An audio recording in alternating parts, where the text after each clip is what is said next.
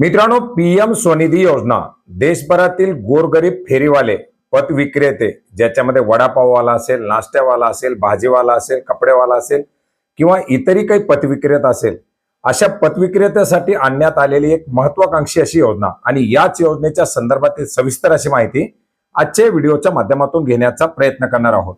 नमस्कार मित्रांनो, मी प्रभाकर. आपण पाहत आहात आपले माहिती केंद्र. चॅनलवरती नवीन असाल तर सबस्क्राईब करायला विसरू नका, जेणेकरून असेच नवनवीन व्हिडिओ आणि नवनवीन अपडेट योजनांची माहिती आपल्यापर्यंत सर्वात प्रथम पोहोचेल. मित्रांनो, या पीएम स्वनिधी योजनेबद्दल आपण यापूर्वी वेळोवेळी माहिती घेतलेली. योजनेचे GR, त्याच्यामध्ये झालेले बदल, याचा अर्ज कसा करायचा, याच्या अंतर्गत 30,000 रुपयापर्यंत क्रेडिट कार्ड कसं काढायचं, परंतु आणखीनही बऱ्याच साऱ्या आपल्या मित्रांना या पीएम स्वनिधी योजनेबद्दल माहिती नाही आणि माहित असलं तरी या योजनेच्या अंतर्गत लाभ मिळत नाहीत वगैरे वगैरे सांगितलं जातं आणि योजनेपासून त्यांना दूर ढकललं जातं. अशाच काही आपल्या मित्रांना या योजनेचा लाभ मिळावा किंवा योजनेची माहिती मिळावी म्हणून हा जे प्रयत्न करण्याचा प्रयत्न करणार आहोत. मित्रांनो, 15,000 रुपयापासून दिलं जाणारं कर्ज या योजनेच्या अंतर्गत जर पथविक्रेते असेल, ज्याची नगरपालिकेकडे, महानगरपालिकेकडे, तिथल्या स्थानिक स्वराज्य संस्थेकडे जर स्ट्रीट व्हेंडर म्हणून नोंद असेल, तर अशा व्यक्तीला त्याच्या स्वतःच्या व्यवसायासाठी खेळतं भांडवल म्हणून अर्थार्थी बिनव्याजी मिळणारं कर्ज या योजनेच्या अंतर्गत दिलं जातं.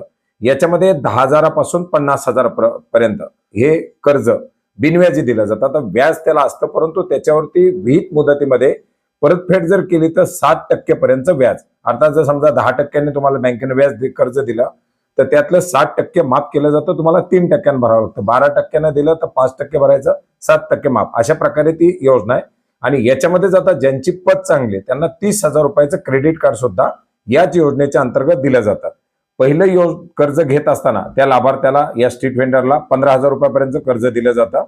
दुसरं कर्ज 25,000 रुपयापर्यंत दिलं जातं आणि या कर्जांची परतफेड जशी करेल, जसं 15,000 कर्ज घेतलं त्याची नियमित परतफेड केली तर 25,000 पर्यंत ती पत दिली जाते. 25,000 पर्यंतची परतफेड केली तर पुढे 50,000 पर्यंत दिलं जातं. अशा प्रकारे त्याच्यामध्ये ती पत या ठिकाणी दिली जाते आणि याच्यावरती 60% वार्षिक व्याज हे सबसिडी म्हणून दिलं जातं.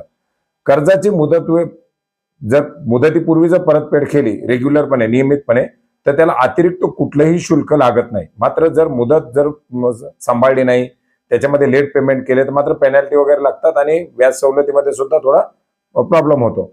आता याच्यामध्ये जर अशा लाभार्थ्याने ही कर्ज घेतली, त्यांना पुढे जे काही त्याचं बँकेचं खातं आहे ते जर डिजिटल सुविधा वापरल्या, फोनपे, गुगल पे, स्कॅनर वगैरे ठेवून, तर त्या लाभार्थ्यांना दरवर्षी दरवर्षा म्हणजे जास्तीत जास्त 1,600 रुपयापर्यंत कॅशबॅक मिळण्याची त्याच्या अंतर्गत सुविधा आहे ट्रान्झॅक्शनवरती.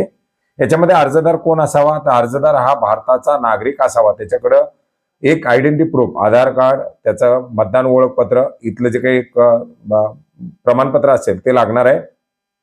त्याचा आधारशी जोडलेला मोबाईल नंबर असावा, कारण ज्यावेळेस रजिस्ट्रेशन केलं जातं, नोंदणी केली जाते ऑनलाईन पोर्टलला, त्यावेळेस त्या आधारशी संलग्न असलेल्या मोबाईलवरती OTP येतात.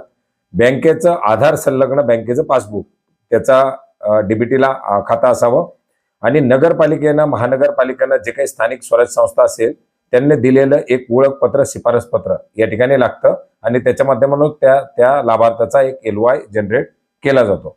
आता याच्यामध्ये अर्ज कसा करायचा आहे, तर पीएम स्वनिधीचे पोर्टल आहे, त्या पोर्टलच्या माध्यमातून अर्ज करण्याच्या प्रक्रिया पार पाडल्या जातात. आता याच्यासाठी जनसमर्थ पोर्टलवर ऑप्शन देण्यात आलेली आहे. जवळच्या CSC सेंटरवरती भेट देऊन सुद्धा तुम्ही त्याच्यामध्ये अर्ज करू शकता.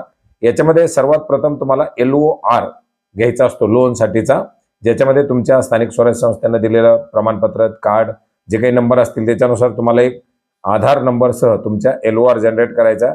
त्या LOR नंतर तुम्हाला काय करायचे, 15,000चं, 25,000चं, 50,000चं, तर याच्यामध्ये पहिल्या 15,000च्या कर्जासाठी अप्लाय करायचे आणि जर तुम्ही तिन्ही कर्ज घेतलेली असतील, त्याची जर परतफेड वगैरे व्यवस्थित केलेली असेल तर तुम्हाला याच वेबसाईटवरती अप्लाय क्रेडिट कार्ड म्हणून सुद्धा ऑप्शन दिलेले, त्याच्या माध्यमातून सुद्धा या ठिकाणी कर्ज दिली जातात.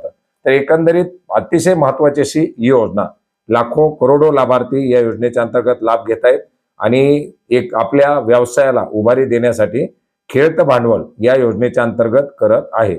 जवळजवळ 1,29,344 पात्र लाभार्थी या ठिकाणी आहेत. 1,15,47,796 लाभार्थ्यांना आतापर्यंत याच्या अंतर्गत मंजुरी देण्यात आलेली आहे. 1,12,95,683 लाभार्थ्याला आतापर्यंत याच्या अंतर्गत कर्ज वितरित करण्यात आलेली आहेत.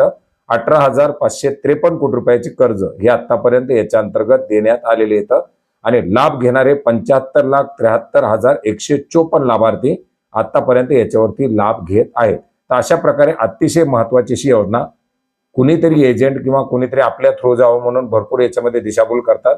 तुम्ही जर पतविक्रेते असाल, तुमच्याकडे जर याच्या संदर्भातील काही तुमचं प्रमाणपत्र, लायसन, त्याचं कार्ड असेल तर तुम्ही स्वतः सुद्धा घर बसल्या योजनेचा LOR जनरेट करू शकता. तुम्ही घर बसल्या सुद्धा या योजनेसाठी अर्ज करू शकता. अर्ज कसा करायचा याचा आपला व्हिडिओ आहे, तो व्हिडिओ सुद्धा तुम्हाला मी नक्की शेअर करेल. आणि याच्याबद्दलची काही नवीन माहिती, अधिक माहिती जर हवी असेल तरी कमेंट करा, त्याच्याबद्दल सुद्धा आपण नक्की माहिती घेण्याचा प्रयत्न करूया. भेटूयात नवीन माहितीसह, नवीन अपडेट्ससह. धन्यवाद.